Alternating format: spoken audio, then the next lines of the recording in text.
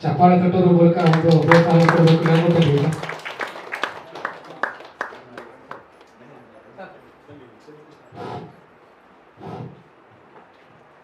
ಕನ್ನಡ ಚಲನಚಿತ್ರ ಶೀರ್ಷಿಕೆ ಬಿಡುಗಡೆ ಗತಿ ಸಿಂಹ ಉದ್ಘಾಟನೆ ಮಾಡಿದಂತಹ ಎಲ್ಲ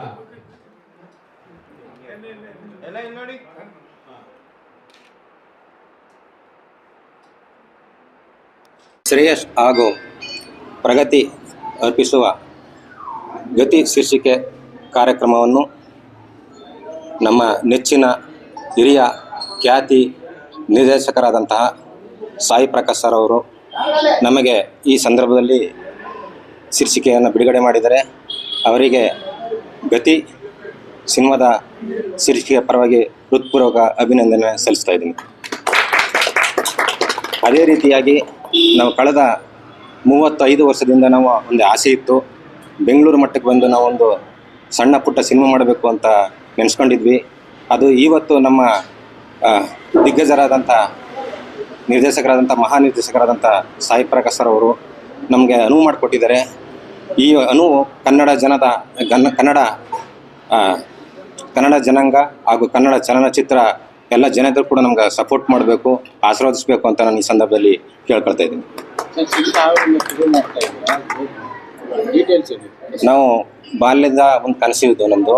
ನಾವು ಚಿಕ್ಕಂದಿದ್ದಾಗ ಗ್ರಾಮ ಮಟ್ಟದಲ್ಲಿ ನಾವು ಸಾಮಾಜಿಕ ನಾಟಕ, ಸಾಕ್ಷರತೆ ಮತ್ತು ಅರಿವು ಮೂಡಿಸುವ ಕಾರ್ಯಕ್ರಮಗಳನ್ನ ಮಾಡ್ತಾಯಿದ್ವು. ಹಾಗಾಗಿ ನಾವು ಮುಂದಿನ ದಿನಗಳಲ್ಲಿ ಮಾಡಬೇಕು ಅಂತ ತುಂಬ ನಾವು ಬಡತನ ಕುಟುಂಬದಿಂದ ಬಂದವರು ಮಾಡಬೇಕು ಅಂದ್ಕೊಂಡ್ವಿ. ಬಟ್ ಬರೋಕ್ಕಾಗಲಿಲ್ಲ. ಬಟ್ ಅಣ್ಣ ಈ ಒಂದು ಬೆಂಗಳೂರಿಗೆ ಬಂದುಬಿಟ್ರು. ನಾನು ಸರ್ಕಾರೇತರ ಸಂಸ್ಥೆ NGO ಸೆಕ್ಟರ್ಗೆ ಹೋಗ್ಬಿಟ್ಟೆ.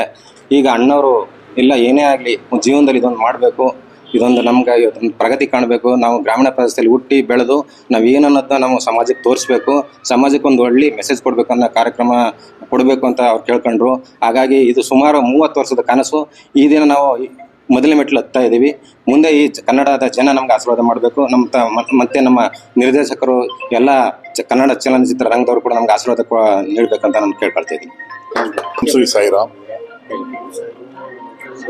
ಜೀವನದಲ್ಲಿ ಪ್ರತಿಯೊಬ್ಬರಿಗೊಂದು ಆಸೆ ಇರುತ್ತೆ, ಏನೋ ಒಂದು ಸಾಧನೆ ಮಾಡಬೇಕು ಅನ್ನೋದು.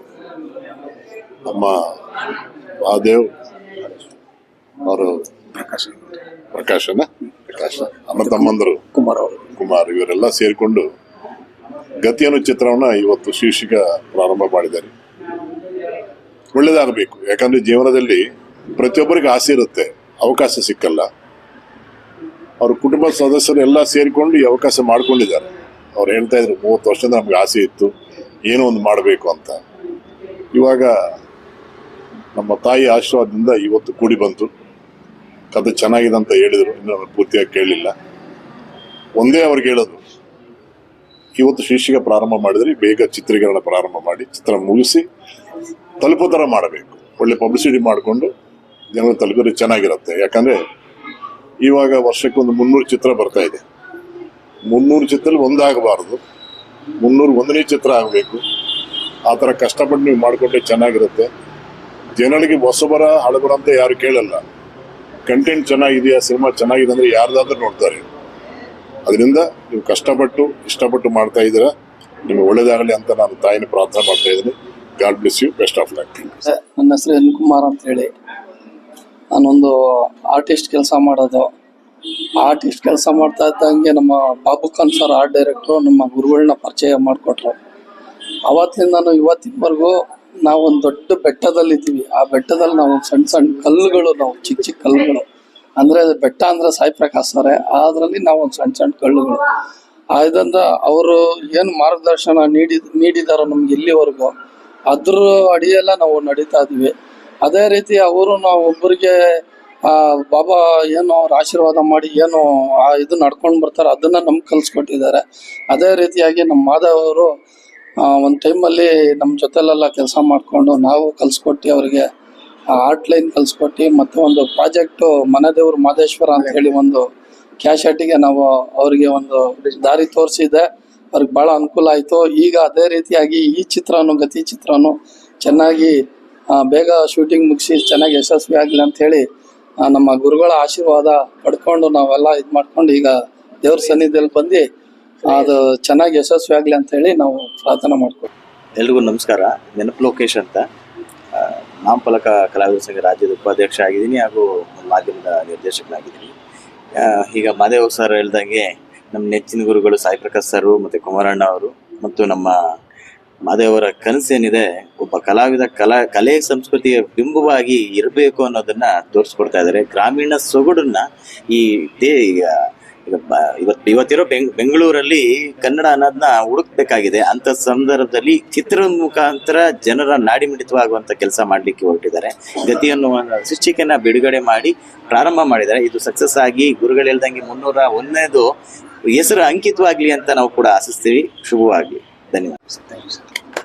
ನನ್ನ ಹೆಸರು ಟಿ ಮಾದೇಶ್ ಅಂತ.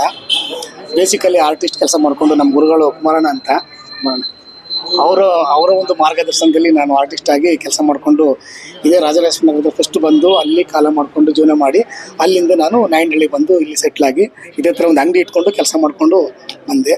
ನನ್ನ ಒಂದು 35 ವರ್ಷದ ಕನಸು ಒಂದು ಸಿನಿಮಾ ಮಾಡಬೇಕು ಅಂತ. ಅದು ಭಗವಂತನ ದಯದಿಂದ ಇಂಥ ಹಿರಿಯರ ಒಂದು ಆಶೀರ್ವಾದದಿಂದ ಇವತ್ತು ಅದು ಕೂಡ ಬಂದಿದೆ ನಮಗೆ. ಗತಿ ಅಂತ ಒಂದು ಹಳ್ಳಿ ಒಂದು ಕಲ್ಚರ್ ಇಟ್ಕೊಂಡು ಸಿನಿಮಾ ಮಾಡ್ತಾಯಿದ್ದೀವಿ.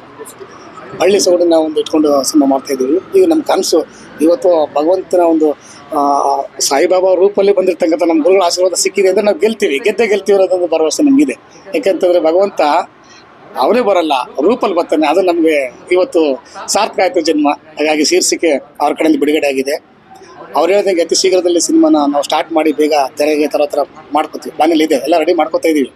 ಅವ್ರ ಆಶೀರ್ವಾದ, ನಮ್ಮ ಗುರುಗಳು ಕುಮಾರಣ್ಣವರು, ನಮ್ಮ ಸ್ನೇಹಿತರು ಲೋಕೇಶ್ ಸರ್, ಅಲ್ಲಿಂದ ಬಂದು ನಮ್ಮ ಸ್ನೇಹಿತರು ನಮ್ಮ ದೊಳೆ ಅಂತ ಇದ್ದಾರೆ, ಪ್ರಕಾಶ್ ಅವರು, ಕುಮಾರ್ ಅವರು, ನಮ್ಮ ಮೂರ್ತಿ ಅವರು, ಮತ್ತು ಇನ್ನಿತರ ನಮ್ಮ ಸ್ನೇಹಿತರು ನನಗೆ ಸಪೋರ್ಟ್ ಮಾಡ್ತಾರೆ. ಮತ್ತು ಪ್ರವೀಣ್ ಅವರು ಎಲ್ಲರೂ ಕೂಡ ನಮಗೆ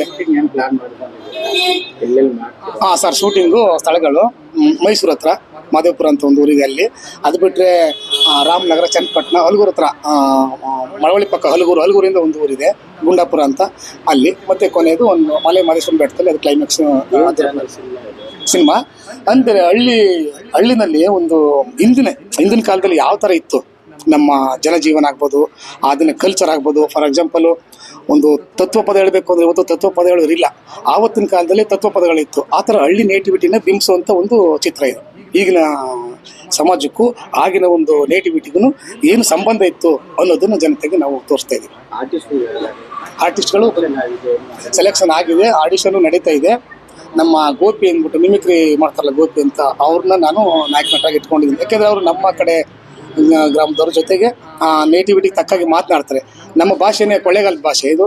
ಆ ಭಾಷೆಯಲ್ಲಿ ಮಾತಾಡೋಕ್ಕೆ ಅಂದ್ಬಿಟ್ಟು ಅವ್ರನ್ನ ಸೆಲೆಕ್ಟ್ ಮಾಡ್ಕೊಂಡಿದ್ದೀನಿ. ಹೀರೋಯಿನ್ ಆಯ್ಕೆ ನಡೀತಾ ಇದೆ. ಸಹ ನಟರೆಲ್ಲ ಎಲ್ಲ ರೆಡಿಯಾಗಿದ್ದಾರೆ ಸರ್. ಮುಂದಿನ ದಿನಗಳಲ್ಲಿ ಅಂದರೆ ಈ ಮಂತ್ ಎಂಡಲ್ಲಿ ರೆಕಾರ್ಡಿಂಗ್ ಮುಗಿಸ್ಕೊಂಡು ಮಾರ್ಚ್ ಎಂಡಲ್ಲಿ ನಾವು ಸಿನಿಮಾನ ಪ್ರಾರಂಭ